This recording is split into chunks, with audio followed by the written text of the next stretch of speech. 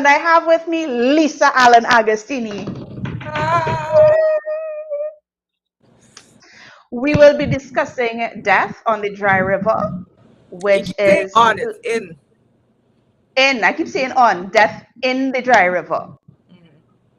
And this is the blurb. When police constable Sonny Stone stumbles upon a murdered man's corpse in the filthy dry river on the edge of Port of Spain, Trinidad, he unwittingly opens a case involving Calypso, conspiracy, and corruption. It is 1932. African chattel slavery and Indian indentureship are over, but neither has been left behind. British colonial Port of Spain is a roiling pot of disparate races, classes, and agendas. The rich take what they want, the gangsters take what they need, and the poor take whatever's left. Depressed by his wife's leaving him and suspended constabulary for insubordination, Sonny Stone is drawn into an investigation that searches every corner of the city. His goal? Solve the case no matter where it ends or who it destroys. Aha, Indeed. indeed. I'd read Uh, that. go on. I'd read that. Listen, that little alliteration there, Calypso, conspiracy, and corruption, that should have just been the tagline for all the marketing. Oh gosh. So this book opens with some useful shenanigans where the boys playing rounders, the ball gone and break a window, and the man run out and run them down. And run down this little youth man into the dry river because he tried to run away to the dry river thinking he gonna escape. And that is when they bounce up this dead body. Earlier, and you mentioned that he had written this book a long time ago. Tell us about that, please. Well, I guess much like today, I was in the aftermath of a family member dying. Of course. One of my big brothers passed away a few days ago. Um, and back then it was, I think, 2005. My mom had recently passed. She passed in 2004, I think. I'm horrible with dates, numbers, anything like that, right? If I haven't written it down somewhere and recently read it, forget it. But it was just after my mom passed. And so my mom was born in 1931. Right. And in case anybody asking, I am going to be 51 in a few weeks. But I was her last child and she had me at 42. So, anyway, the point being that one of the family stories that we inherited was that my mom spent some years of her childhood on Duke Street in Port of Spain. Right. And if you're familiar with Port of Spain and you know Duke Street, you would find it a very strange and unlikely thing that my mother, who was mixed race, but I don't know how to describe. My grandmother was Syrian and Spanish, uh, which in Trinidad kind of reads as white. Yeah. And my mother was, to the best of our knowledge, also mixed race Dougla, Right. of Indian father kind of thing. And to imagine my mother in Duke Street at that time, which was a very sort of um, striving black community, was very difficult for me. So I went and did research, which is I guess how I resolve all my problems. I research. What is this weird spot on your arm? Oh, let's look it up. Why is my dog coughing? Let's look it up. I look up everything. And anyway, back then, the internet wasn't as widespread, as good, or as fast. You still had, you've got mail.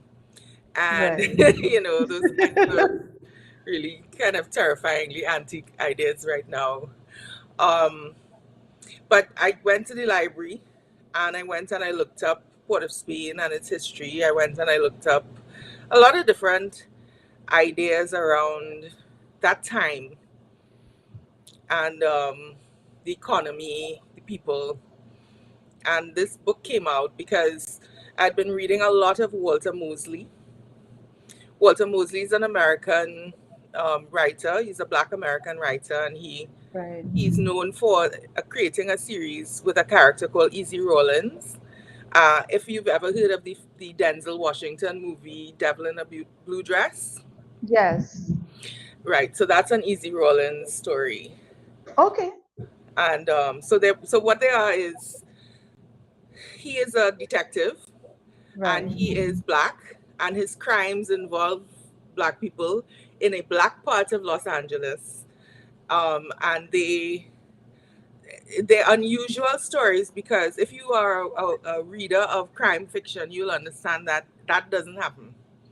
You don't get Black detectives like that. You don't get Black victims who are humanized. You don't get the Black community, Right. involved in Assisting from. storytelling. Yeah. Yeah. So at the time I was really fascinated with it. I mean, I would read, like, and I was a member of the library, so I would just go and borrow back to back to back to back. I think Kim Johnson also aided in my quest at that point. But yeah, I did a lot of research because I just wanted to understand the milieu of this place that my mother would have been in as a child. And I set it in 1932 just because, I don't know, it just seemed like a good year. Very random in that way. But yeah, Yeah. that was the origin of the book, basically. So there were so many parallels to things through history, like Calypso was mentioned, and you spoke about the mixed race people. For example, there is a scene, I can't remember exactly where Sonny was confused as to what it meant when the mighty Jago, who is the deceased, who is the victim in this crime here, what it meant for him to have been Spanish. Was he Spanish from Spain? Was he white Spanish from Venezuela? Was he mestiza? Was he, you know? And it's that that was like, him trying to figure out who he was. And then there was the calypso that he sang that he had become initially famous for, something mestizo. I think it's something Zapata. I can't remember it now. Yeah, Something something it's basically a little rip off of the six of one and half a dozen of half a another. dozen of the next, which was, Right. yes, I was like, oh, that's like that calypso from. I looked him up, because I didn't want to forget who I was talking about. Mighty It Douglas. was the Mighty Douglas, and the Mighty Mighty Douglas Douglas. had a song about being a Douglas. Yeah, In case Sydney and anybody who is two. American is ever watching this, Douglas is our term for mixed race person who is of African and Indian ancestry, and so it's a widely used term in our country. It's not a term of contempt or anything. It's just a descriptive term in our country. Yeah. And so there was a song by the Mighty Douglas, who was a real calypsonian, and this that particular little piece was ripped off. Yeah, well, homage, It was an homage. It was, yeah, homage. it was an homage. Yeah, homage. Right. Like there are other homages to real people throughout the book. For example, the jeweler. Who was that an homage to? Is it Mirage Fine Jewelers, or was it to um No, actually, can so one time I went to this the West Indian Literature Conference in Miami, and I heard Kai Miller talking about how all the characters of this one particular novel that he'd written were largely based on things he'd read. And I thought that was a really interesting concept at the time. And I mean, I had done this book was written before that, but one of the books we had to study in secondary school, I went to Bishop's, and one of the books we had to study in secondary school was uh, Ismith Khan Jumbie Bird, and that is about a jeweler. Okay. And a lot of the sort of atmospheric ideas around that jeweler are taken from that work. Um, Mm. so yeah, but I did research about because there's a so it's a very tiny book, and the Mm-hmm. research would have been maybe four times the size of the book if I had published the research, if you know what I mean. Because I went Yeah. into great depth researching things like the cocoa industry at that time Mm-hmm. in Trinidad, when really and truly it might be like in two paragraphs, right? But Yeah. in order But you're to, already there. You're already doing the research. You might as well read for your pleasure and learn about it. You well, might as yes well. and no, but when you're doing research for a project like this, there's Mm. one the element of what you're saying, which is you're enjoying the research, but there's also the element of you're not sure exactly where it's going to go, because Mm. there's a certain amount of planning and structuring that you can do before you start writing. But when you're in the research stage, all of that hasn't begun yet. You kind of have a vague idea. You want to Mm. write this book. This is the character you want to do. This character is Mm. a how do you how do you end up with a black middle class character becoming a policeman in Right. 1931, when most of the police at that time would have been Barbadians? The black Right. police in Trinidad would have been mostly Barbadians at that time, not Trinidadians. Right. And the so how do you and they would not have been middle class. Considered lower class. They would have been working class, right? So Mm. when you if you want to craft a character like that, you need to figure out and justify how do you end up with a character who is this person. And um one of the things that I figured out is that there was in fact a black middle class and owning class associated with cocoa. um and so I did research on the cocoa industry just to kind of figure out how this Mm. How it character would would have. tie in. Hmm. Yeah.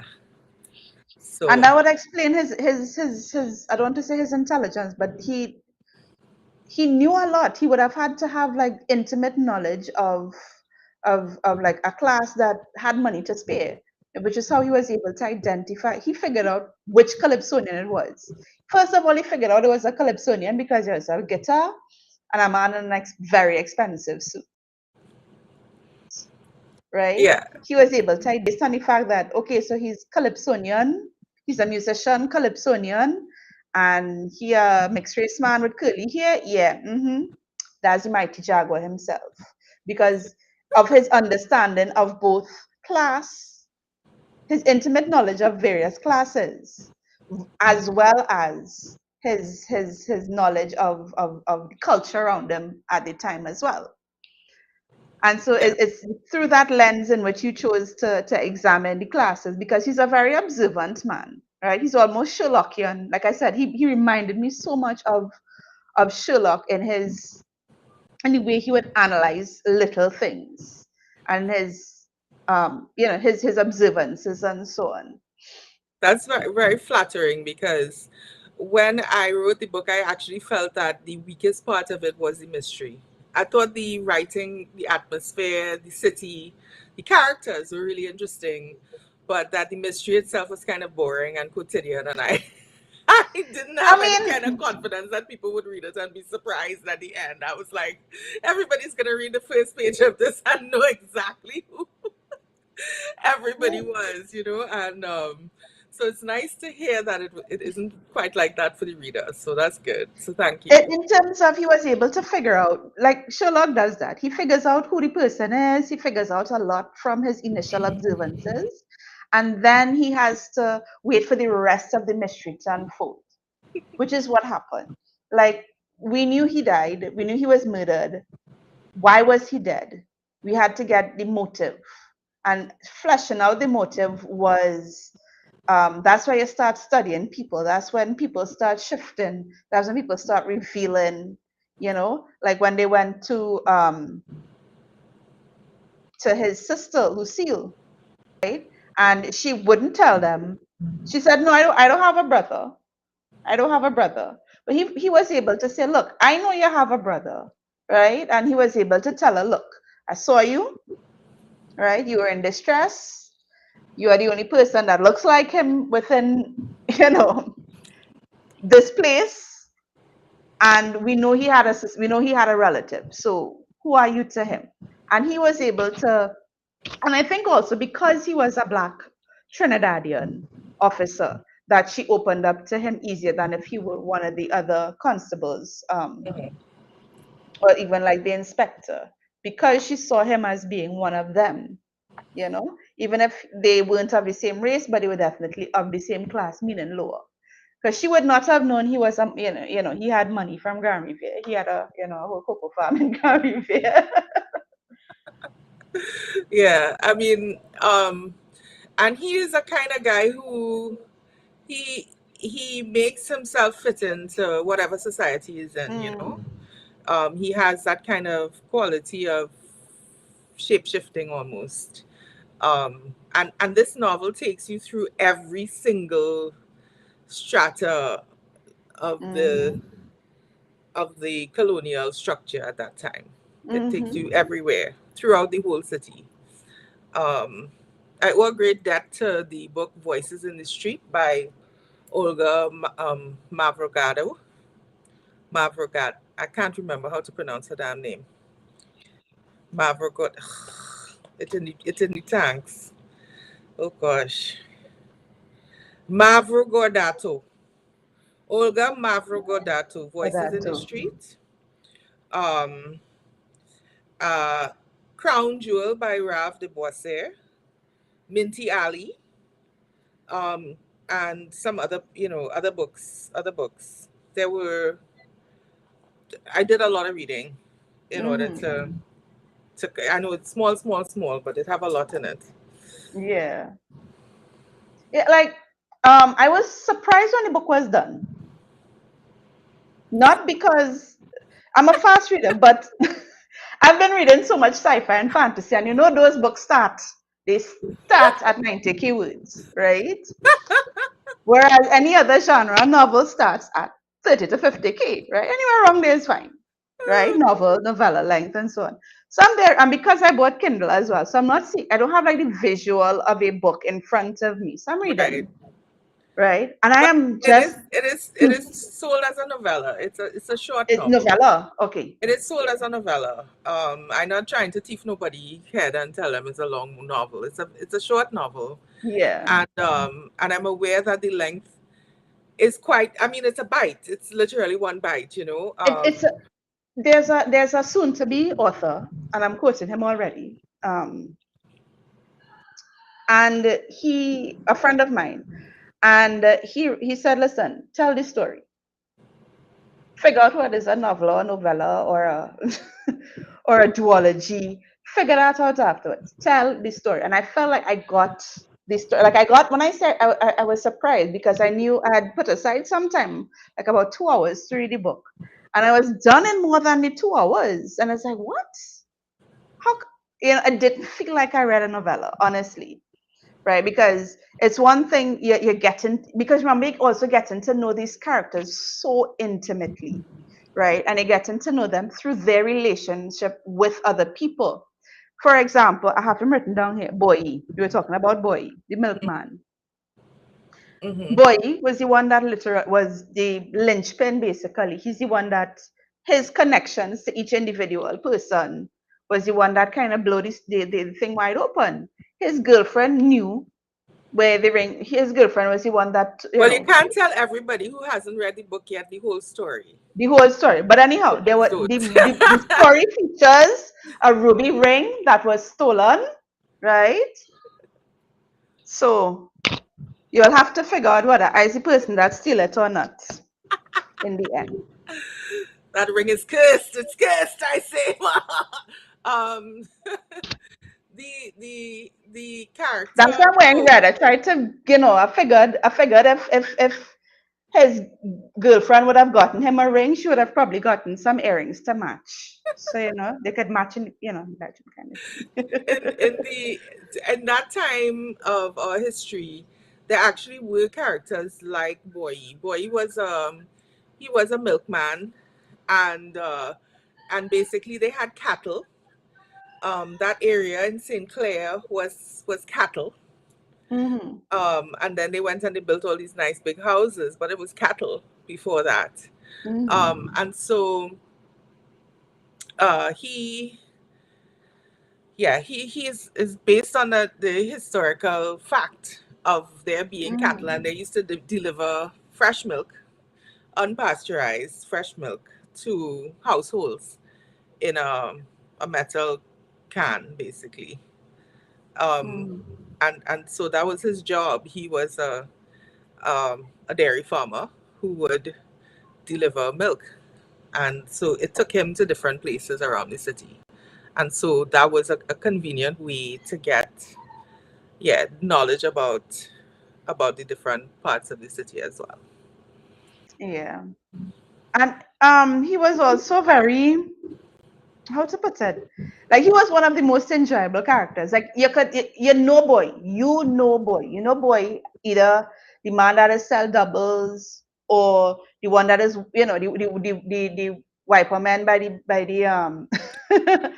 by the traffic lights. We have some real nice wiper men in our remote.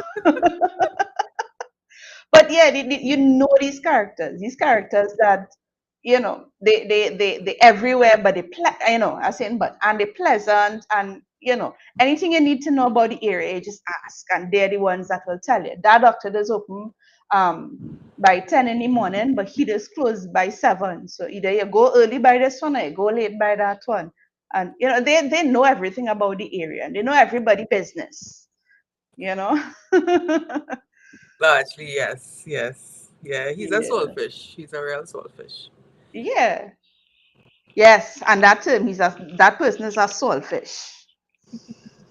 He was definitely the book Soulfish. And I suppose if you're writing a book based in Trinidad, you have to have your soulfish character. Not your every man, you have to have your soulfish character. That's a completely different archetype. Completely different.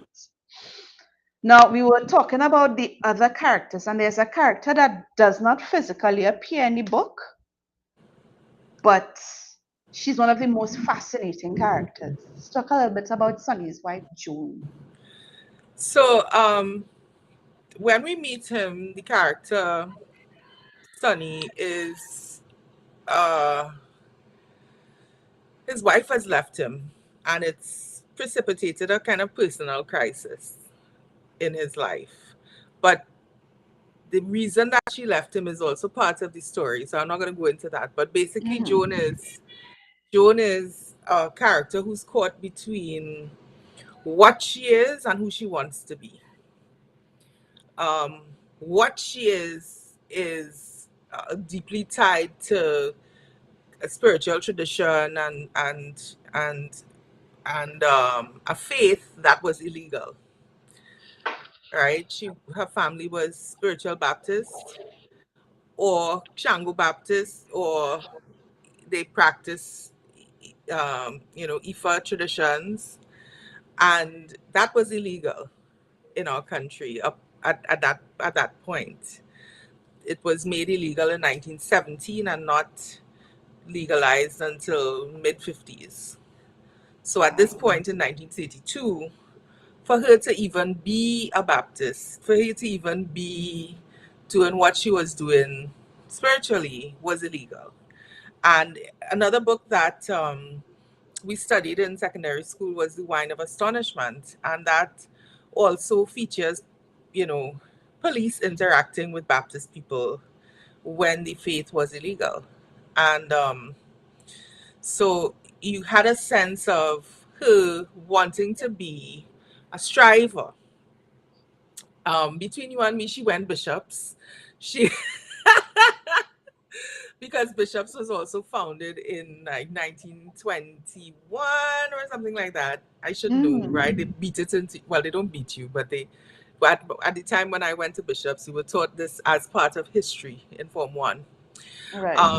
But the founding of the school was a kind of a critical turning point for Black and indeed maybe Indian access to education in Trinidad, because prior to that you would have had the convent schools or you would have had government schools, and the government schools, um, there were no secondary government schools for girls, Right. right?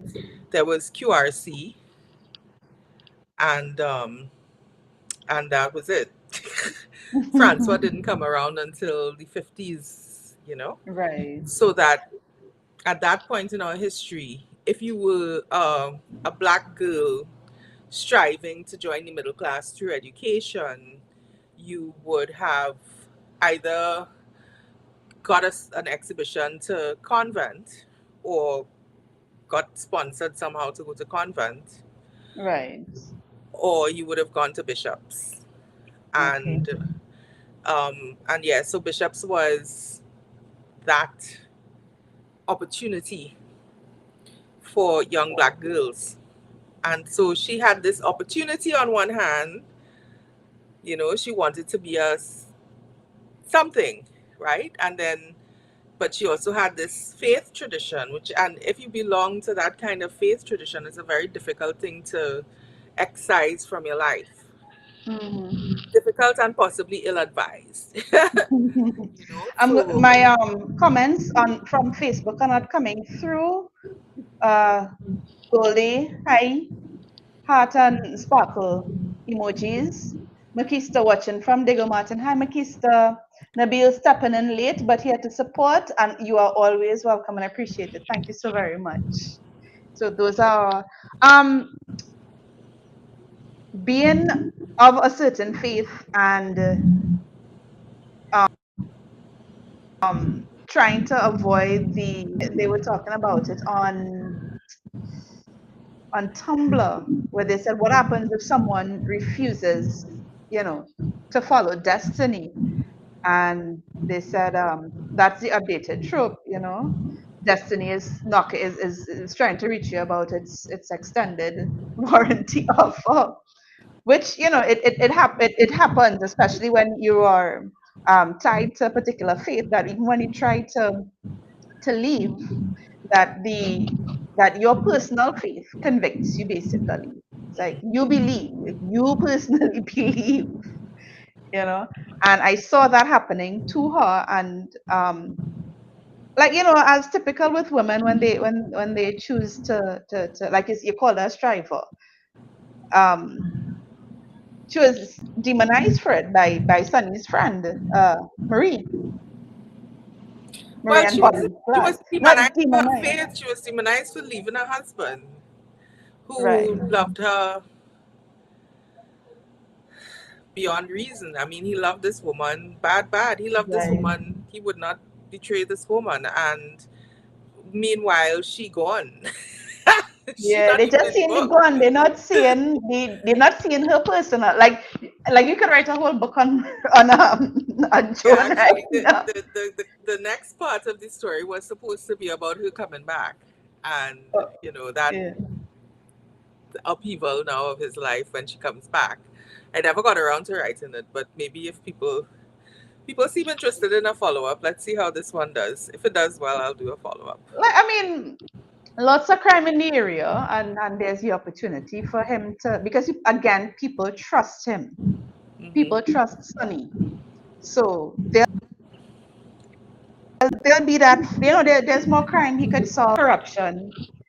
Um, without getting into too much of the actual story, like corruption is mentioned, and he notices that it's even within his ranks. It's not just in the ruling class, but it's also amongst his ranks. And even if it's, Yeah. not at his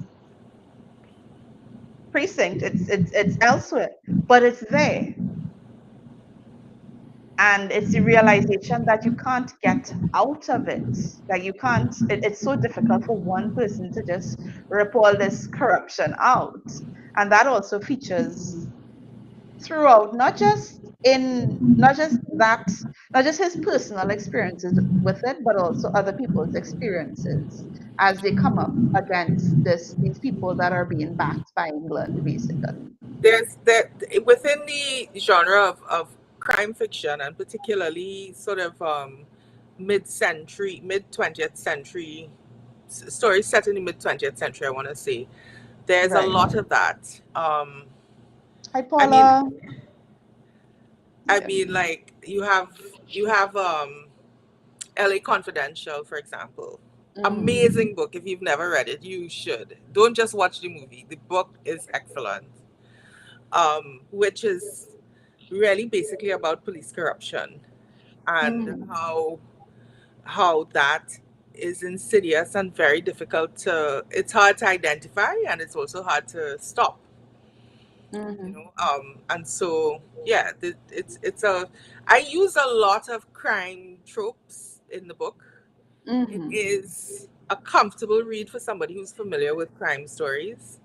Mm-hmm. It's I use a lot of the tropes. So like he's brooding, sexy, good looking, whatever. Um, there's a sort of damsel in distress, except she don't find she in distress. She's like, what way, damsel way? um, there's there are a lot of the tropes in There's the there. one that got away The one that got away. Um, twice, technically twice. there's the sort of grumpy but lovable senior officer, you know, The who doesn't alcoholic senior officer. That's keep that's she's a very important part of of the very character. important character. Well, I mean, again, and I mean the Irish policeman, or that Irish policeman character is just standard in crime fiction. It's standard in crime fiction. It's Yeah. really I haven't invented anything new in there. I've just thrown in things into an unexpected pot, because who would have expected a crime story set in Port of Spain in 1932? Nobody. Yeah. So from that perspective, it's fresh, but really and truly, it's really quite. It's reimagining old tropes within a different setting. Yeah. Like I even the name, it's an homage. It honors, the great Agatha Christie, the original murder she wrote. Like I like to call her, right? Death on the, she's Death on the Nile, which is probably why I keep saying Death on the Dry River, not Death in the Dry River. My Right. Well, bad. the original title was Bloodstone, and Oh, for the ring, for the ruby. yes. But if you Google the title Bloodstone, you will see that it's a terrible title for a book, because there are a million books called Bloodstone. A Yeah. million, legit million books called Bloodstone. Mm, So I had to really think about, well, what else is this book about? And what can make it unique as a title? Because in selling a book, your title is very important. People don't think it's right. that important, but it really is important.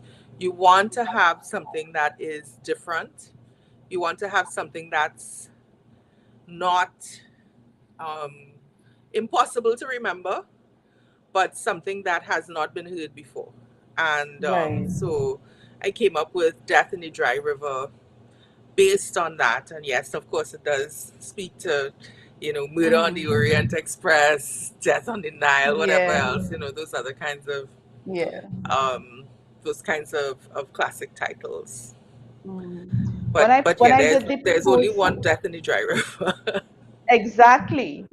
Um, was it too on the nose when I used the Murder She Wrote song for the Instagram post, or no? I mean, you did write murder. Yeah, I did in fact write murder. I write murder a lot, actually. uh, One of the points I made is that I write a lot of crime fiction, and it's not necessarily that I only write crime fiction. I just write a lot of it. I don't know why. But I write a lot about abuse and dark deeds, I guess, and a lot of crime fiction. So, Well, and I'm it, a crime fiction reader, so you won't hear me come. I did enjoy your style. I did enjoy your style. And another person, I have Paula Lindo. Can I tell you, I love you. I love this book. hi, Uh, Paula. so I have not yet read this, but it's easily gotten on Amazon. So here I am reaching for my credit card. I mean, are you really going to leave a book stranded alone by itself Lonely. on a Kindle No. shelf? Really? Really? Like, books deserve good homes, man. Oh, we actually have restocked paper-based books in Port of Spain, and we've also Right. restocked Metropolitan booksellers in Port of Spain. So they have stock right now. You can go and get your book in your Right. hand. In Yes, hand. without paying shipping. Oh, that's fantastic. That is fantastic. I haven't done, like, I do paper books from time to time, but not a lot. Hmm. Not a lot. I have offspring at a certain developmental stage. I want to talk about his friends, Bobby Glass Hackett and, well, Marie, as husband and wife. There was a line, and there is so much. I mean, there's a lot of casual misogyny that takes place in this book because, I mean, That at is the end of the day, the book is a product of the time it's written for. Mhm. Yeah.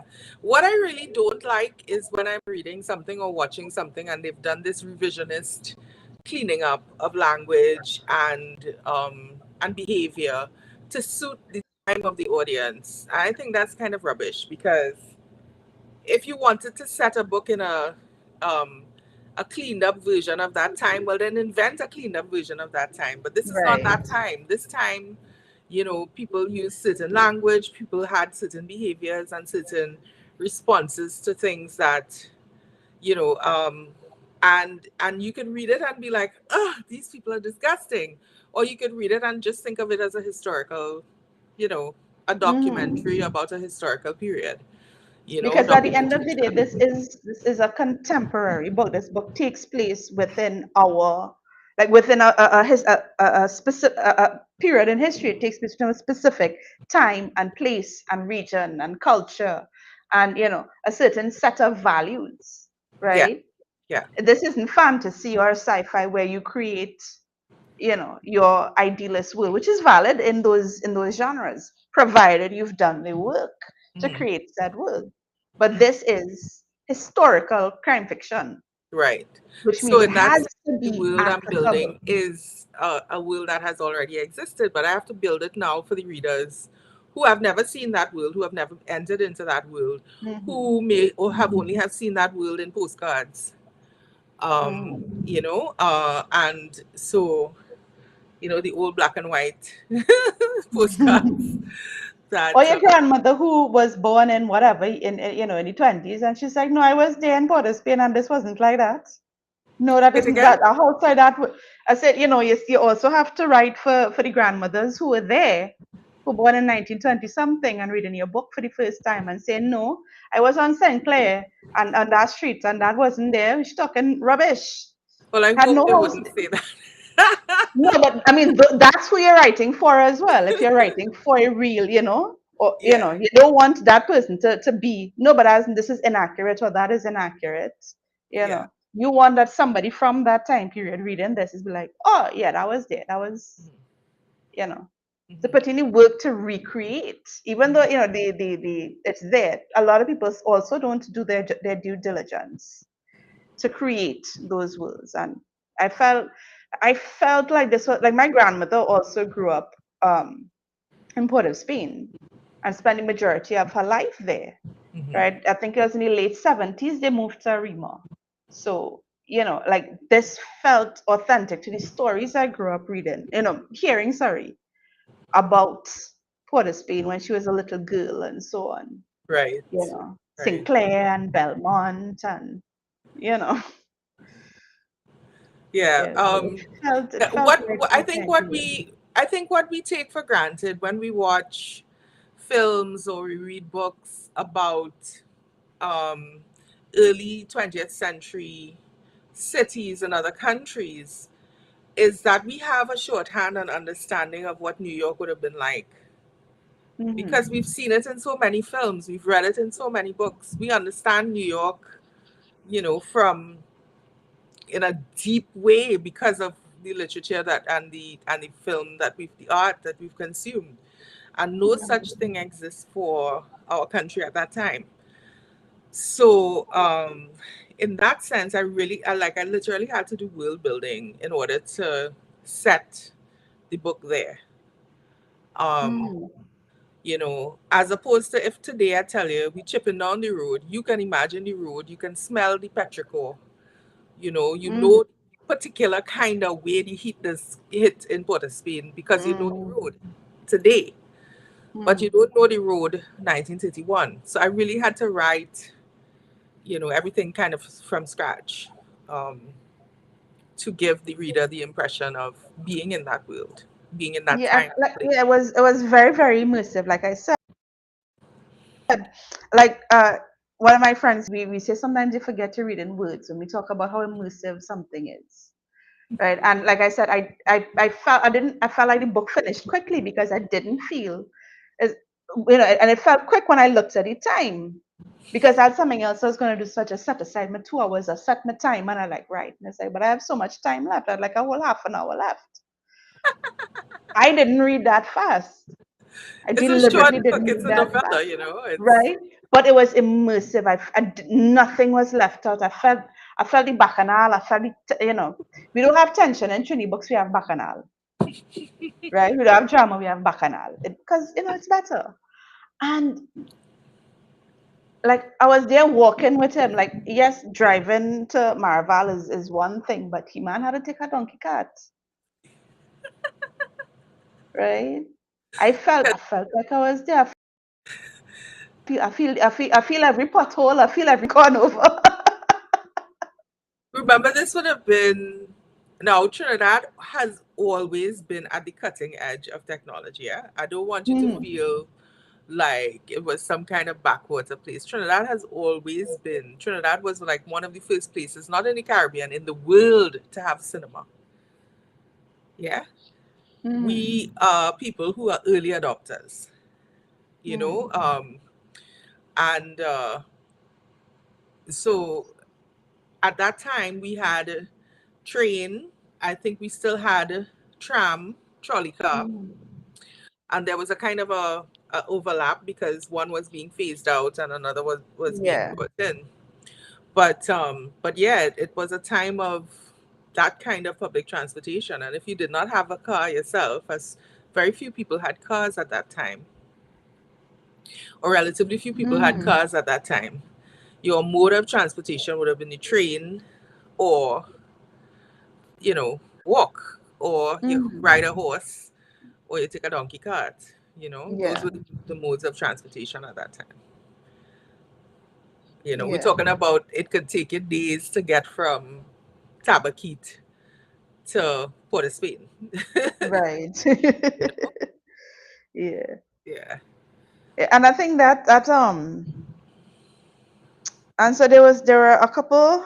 There was that, and there was something else. It was the bar scene was also a very, very familiar bar scene, The rum shop. especially for where the bar scene where he went to meet Glass, Hmm. his friend, and the barman was asking if he was willing to trust, if he wanted to put his bill, in trust, Hmm. or he said, "Nah, I'll pay it." And I think up until fairly recently, a lot of parlors, a lot of small shops was still trusting, they had the book, put it in the book till weekend, till payday. Yeah. A lot of parlors still did that. Yeah. I mean, up to um, I live in Pitty Valley now. Well, not here Hmm. right now, right? Home right now is in Iowa City. My hotel room. But a few years ago, several years ago, I lived in Diego Martin, Right. and there was a shop where when my pay was um taken very long to come. I could have gone and I could have said, I need to trust this, and they would trust, you know, they would trust the whatever goods it was. And these kinds of relationships still exist in Mm-hmm. parlors and little village shops all over the country. They still exist, although maybe not everybody could get trust, but it still have trust. Yeah. So I just copied and pasted a couple of the Yes. comments. Paula, we really because we're surrounded by crime, really. Hmm. Um, Hello, my loves.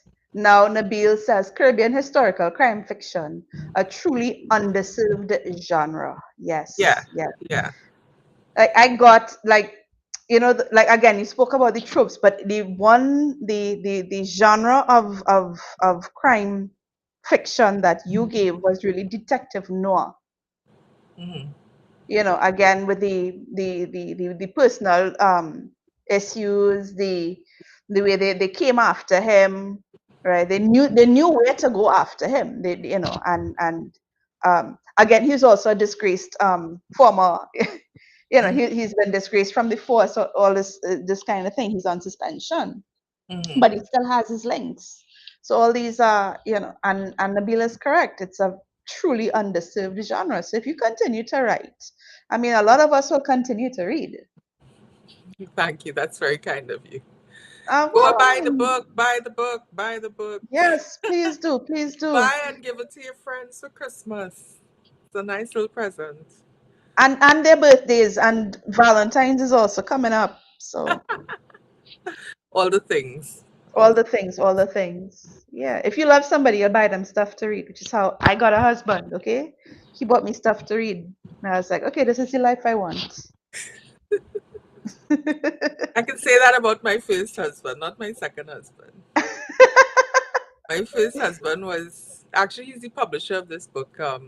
Okay. Uh, when I was a teenager, I met this boy in church. We were in confirmation class together. Anyway, he was a reader and so was I. And yeah, he would buy all the Stephen Kings, all the Douglas Adamses, all the well, he was into Terry Pratchett. I was not, Okay. but um, all the yeah, he was a big reader, and I read a lot based on what he read. So yeah, I guess it is a legitimate way to find love. Yes. Sometimes people are in your life for a reason and a season, you know? No, he's in my life forever. We're still very Yeah. good friends, and in Well, fact, that's the reason he's in your life.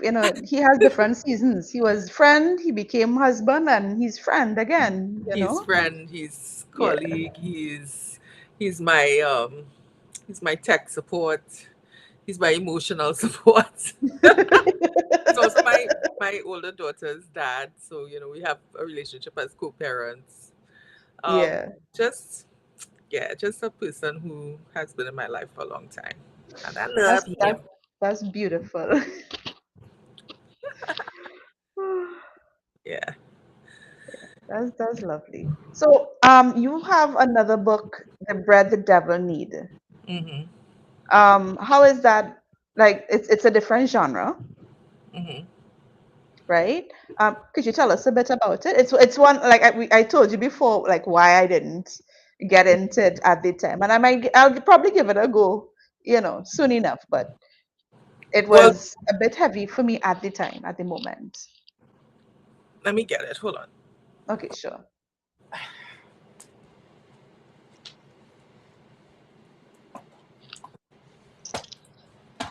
I will pull it up in the meantime. Choo-choo-choo. As we talking books, I bring world. So this is the Bread the Devil Need, and it is it's it's labeled domestic noir. It's a crime Mm, story, basically. A woman who is a red woman from from Carenage, living in right. Carenage, her boyfriend, she lives with her boyfriend, and he beats her mercilessly. But she doesn't tell Hmm. anybody. And this story really is her kind of revealing herself to people who care about her, and getting support that she never expected, and getting delivered from her relationship with him in a way that she didn't Hmm. expect, nobody expected really. Um, it's I wanted to put trigger warnings on the book. My publishers were like, no trigger warnings. It is about um, child sexual abuse. It's about spousal abuse, or intimate partner violence, and how those can be intertwined. How a person who's experienced abuse as a child, because of the way we tend to learn patterns when we're children, Hmm. how easy it is to kind of slip into a pattern of finding other people to abuse you, just because Wow. that's how you're comfortable being. That's your mode of, this is how Yeah. you understand the world.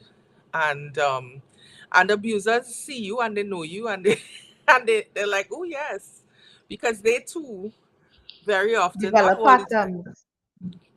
very often, because people with matching patterns tend to gravitate towards each other.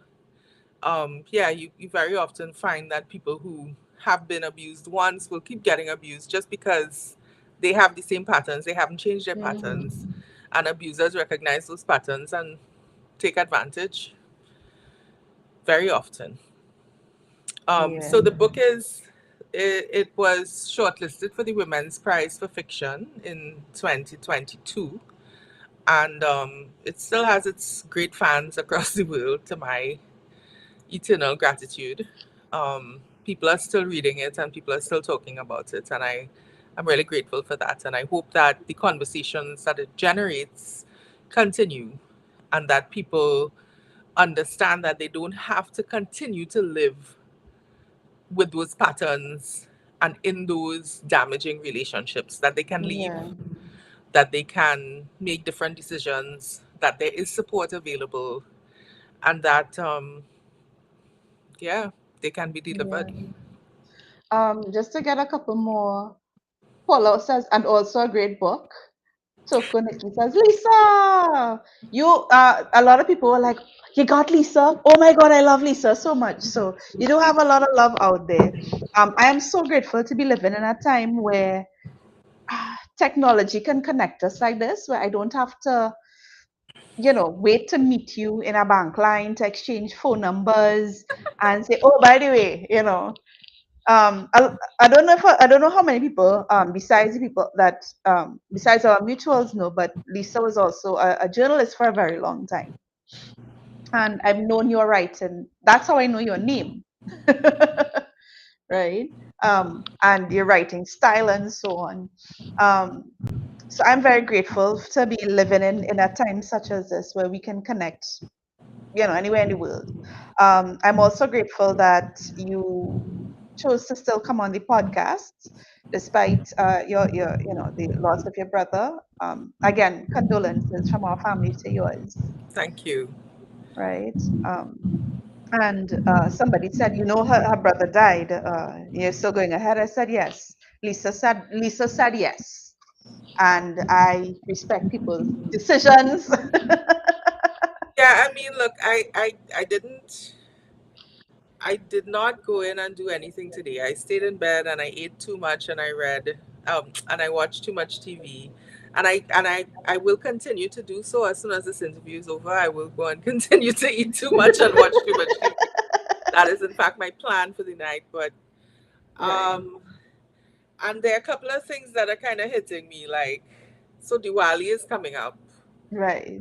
and I am here in Iowa City, and I generally, I'm spiritual Baptist, and our faith is very inclusive of different religious traditions, including Hinduism, and my church celebrates Diwali. We just have a big Right. prayers every year. If they Mhm. haven't had the prayers already, it is going to be this weekend kind of thing. So I was all prepared to go and cook a set of curry and you know celebrate Diwali here in my own way. And I bought some tea lights and I will still probably do the lighting up, but I'm not doing the cooking. And here's why: because my brother Ricky, who passed, he was the curry Uh, master. Anytime, uh, anytime we had a family gathering, Ricky would be there with the the pots and pots of curry, and he would cook. mm, Mm, mm, so good. My mouth watering just thinking about the curry manga alone. The oh chicken, gosh, I don't even like chicken, and oh curry gosh. chicken, you know what I mean? Um, and I can't bear the thought of going and cooking curry next week. That is, Oh gosh. I can't bear the thought of it. Water coming in my eye just thinking about it.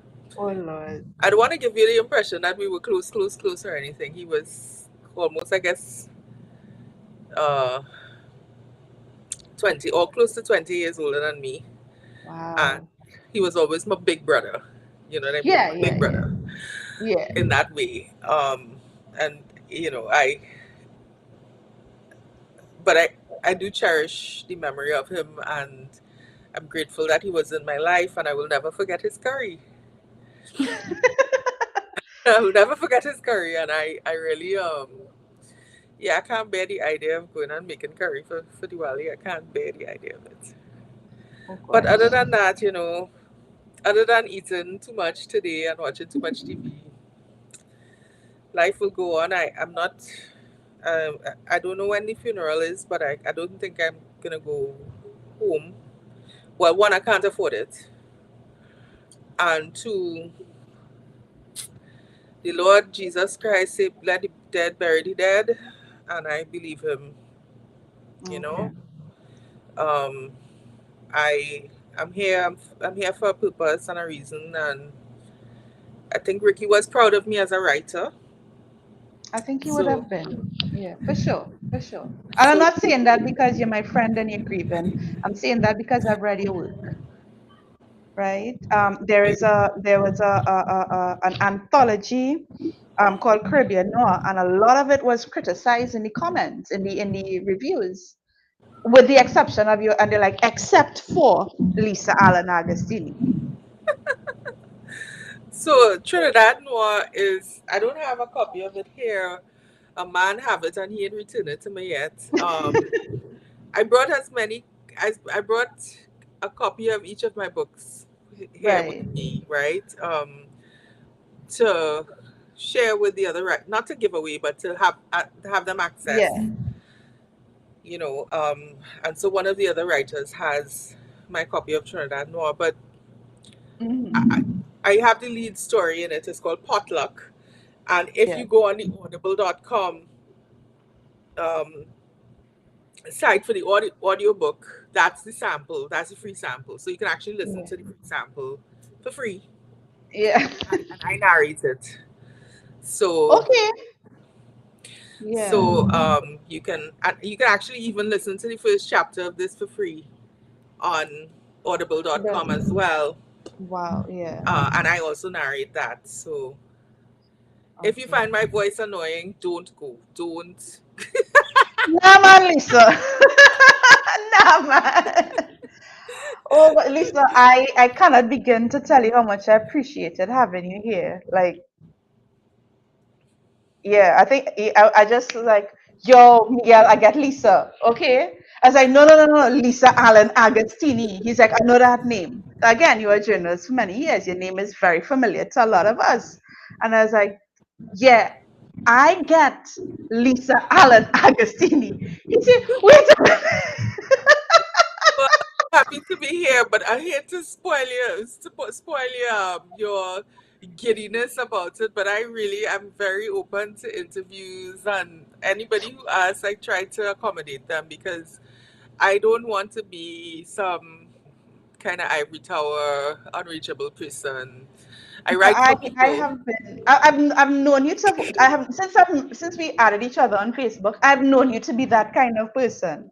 but it still feels it's like this is somebody who's going to get awards. It's going to no longer be Lisa Allen-Agostini, former journalist, author of Longlisted for. She's going to be award-winning author and the former journalist Lisa Allen-Agostini. I mean, it's going to happen. If I have to create my awards and give it to people, that's what I have to do, Well, from your right? lips to God's ears. From As my you're lips to God's talking, ears. yeah, yeah. Add in filmmaker now. Let me see if I can get through with that too. Listen, I would love a film. I would love. Who would you fan cast as Sonny though? You have anybody in mind? Your ideal actor. Well, uh, how we name oh God, tall. I gotta see his face in my eye right now. Oh Jesus, why is it blanking out? He is a Trinidadian. He's acting in the States. He went to Yale. His name is Winston Duke. no, the other one. Paul Paul Robert Price. Okay. Paul Robert Price. Right. I mean, he's a little older now, but that's okay. We could have an older Sonny. But I Yeah. think he would do a good job with the character. Yeah. Yeah. From your lips to God's ears, I want a movie. I want a movie. Oh, I'm not fussy, and I'm very humble. I will take a Netflix or an HBO miniseries. I will accept that because I am humble. Oh Because I am gosh. humble. Well, let's see if we can get the Bread the Devil Knead done because Okay. Mike, I've been talking to Michael Mulida about seeing if we can get that done, but we need money, we need all kinds of things, but God is good, his mercy endureth forever, and I believe it'll happen Amen. one day. So let's keep Amen. praying. Well, I'm trying to have a season two. And as you're here, I'm going to formally request that you appear on season two and we will discuss the Bread the Devil Need. Even though it's Sure. not quite my genre, but you know what? Maybe my genre is whatever Well, Lisa let chooses me to let me write. encourage you to discuss this one. So this book is called Home Home, and there are two editions of it. Right, This is Caribbean and UK, and this one is North America. And they're right. both still in print. And Home Home is about a young black girl from South Trinidad who attempts to unalive herself, Oh, as young people say these days. And yeah. she is sent away to Canada to recover by her aunt, who turns out to be a lesbian. Because she was like, Okay. "What? My aunt is a lesbian? What? How did I not know this?" Anyway, whatever. Um, so it's not about her exploring her sexuality at all, right? She have a little Right, boy that she like in the book and stuff, so she's quite straight. But it's about right. how unexpected family uh, and how friendship and love and support can really help a person who is in crisis, who is Right. suffering with Gender, mental illness. sexuality, irrelevant. Yeah, yeah. Well, she talks about the fact that how queer people are hidden in Trinidad. It's Mm, another thing. Again, there's some research around this. One of the writers has an essay called "The Open Secret," right. which we talk about. So I always say Peter Minshall was. There were two gay men in Trinidad for the longest while. One was Peter Minshall, and one was Godfrey Seeley, because nobody Mm, was out. Nobody was mm, out. Just the other day, Jeffrey McLean passed, God rest his soul. And mm, I remember sitting down and doing an interview with him about a group called P-Flag, which is Parents and Friends of Lesbians and Gays. mm. And him observing that they couldn't do the interview on camera. He couldn't do the interview. He couldn't do photographs. He couldn't identify people. We had to talk in kind of, Code. yeah, because at that time, and this would have been when I was just coming into journalism in my 20s, and like I said, I'm going on 51 now. So this wasn't such a long time ago. This was within the last Our generation. generation, yeah.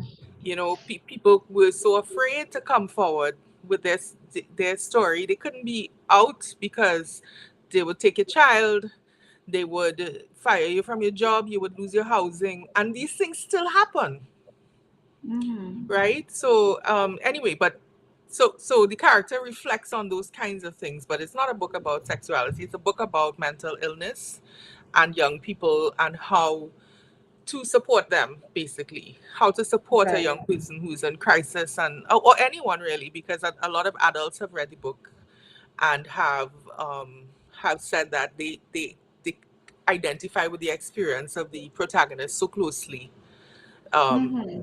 that, yeah. So to encourage you, not to say that Bread the Devil Knead is not worthy of a discussion, but I'm But saying that, that's another. I mean, that's another show, right? That's another sit down and discuss. That's all. but this book is also short.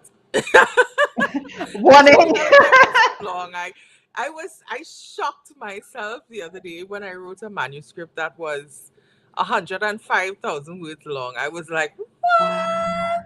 Shocking. I didn't expect it. I didn't expect it at all. But My first manuscript was 35K. My right. second was 47, but I had not yet put in the world building. Hmm. I was sketching the world on the side, and then like, okay, how does this fit in this? How does this work? Because I'm a pantser, not really a like I'm learning to outline. I'm learning to plot a little because I Right. love well plotted books. I love a well plotted book. Right. I love it. And I'm not who I like, but so I'm just trying to bring in, and then let my spontaneity take over. But I have a structure with which to work Right. now, right? So that's my writing. Um, I'm really proud of you as a fellow Trini writer, Thank you. right? And thank you so much for being here. I will be back, same bad time, same bad channel, with Nick Nesbitt, who released his debut. I don't know how to pronounce it, but Children of the XXIX, the 29th. Those born on the 29th of February, also known as leap days, are believed to possess special skills and longevity. For private investigator Alex Kerrigan, this is especially true where his intuition is concerned. Now investigating a triple murder, he is caught up in the feud between twins Marius and Marcus, the oldest leap days in history. Now in the now in the 21st century, their eyes to the cosmos and the discovery of new planets with the possibility of new civilizations. Excited, each has his own motives and designs for what the future may hold.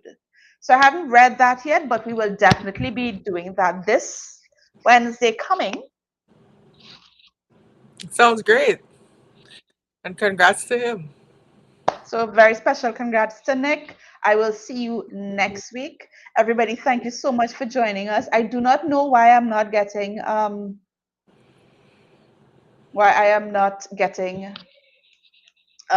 Facebook comments on the stream, but I'll just read out the last few and then I'll say my final goodbyes. Paula Lindo and comedian Nabil Mohammed, queer Caribbean fiction, I Day.